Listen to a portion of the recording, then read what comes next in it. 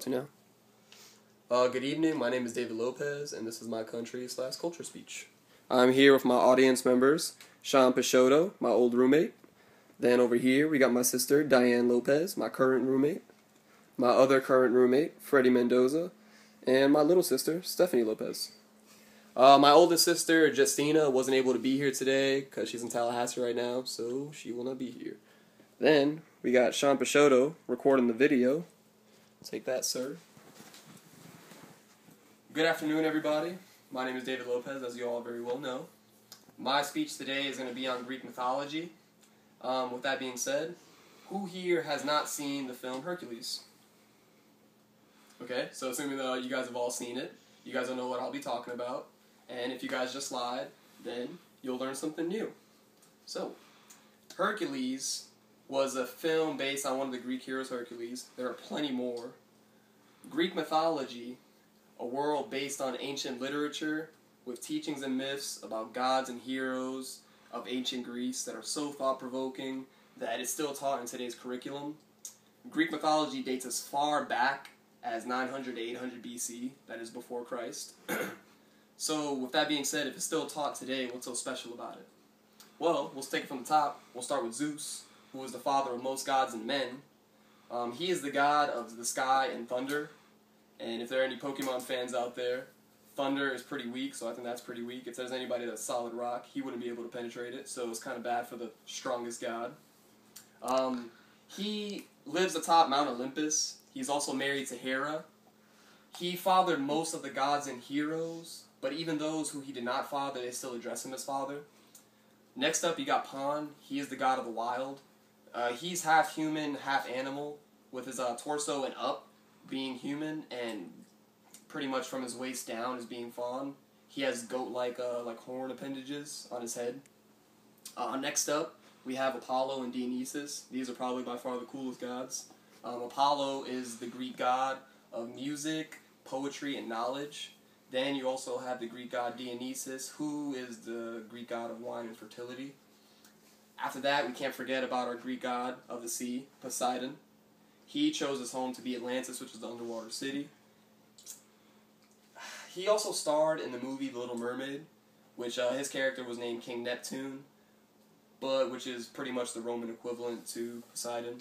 Finally, we have Hades, who is the god of the underworld. He is siblings to Zeus and Poseidon. Hades also starred in the film Hercules, which is where we'll start with our first hero. Heracles, or Hercules, however you want to pronounce it, was the greatest of all the Greek heroes. He was the gatekeeper to Olympus, also the divine protector of all mankind, which is pretty awesome. Obviously shows why he's the greatest. Next up, we got Achilles, who's known from the Greek hero of the Trojan War. He was a demigod, which is a half-god. I don't know why they didn't say half-god, but it's a different language, so that's probably why. Next up, we have Odysseus. I'm sure all of you guys have heard of him. He's from the great epic play, The Odyssey. Most famously is from the Trojan horse trick, in which led to the capture of Troy, which was that big horse, and they had all the guys in there. And then eventually, once they let it in through the gates, they let them all out, and they pretty much slayed everyone. After him, we got Jason and the Argonauts. He's known for the quest to get the Golden Fleece that pretty much made you immortal from the tragic playwright Medea. After him, we have Perseus, who's known for killing these tremendous monsters, really big things that I can't even come up with in my own head or my imagination. Most notably for decapitating Medusa. After him, we have Oedipus. He's known for really fulfilling the prophecy of killing his father and then marrying his mother, which at the time didn't know it was his mother, in the tragic playwright Oedipus Rex. A lot of these heroes are still taught in today's curriculum. Greek mythology is still taught in today's classrooms. From a personal experience, I remember I took a theater class last semester in which I studied Medea, Oedipus Rex, and that's not even to mention all the other lectures in which he named all these other Greek heroes and goddesses and gods. Even in English, in which you're reading all these books and stuff, I've read countless Greek god stories, all these myths, and that's from high school through college. If it's still taught today, it's just crazy. So with that being said, hopefully you guys learned a little bit more about Greek mythology. I pretty much just touched on the basics. If you guys really want to delve further into it, you'd have to read a lot more books, or maybe check online, or go to the library or something. What I think is really interesting is how a group of people, this entire civilization, could create and believe in this, in this religion, I guess, to them. What I really find astonishing is that it traces so far back and is still used today. But with that being said, are there any questions? John. Zeus being the father to most gods and men, who exactly is his father?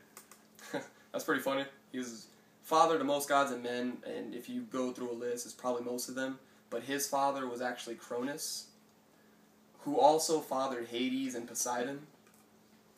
So, I mean, that's pretty much that. Are there any more questions? Diane. How did Achilles die? Achilles died in the Trojan War. What they actually did was they shot a bow and arrow, because he was pretty much immortal. They shot a bow and arrow into his Achilles, which, if you guys don't know, is right here. Once they hit that, he was no longer an immortal, so pretty much anything else, they killed him easily. But, yeah. But, with time really being all we have, Greek mythology truly stood the test of time. And with that being said, thank you guys.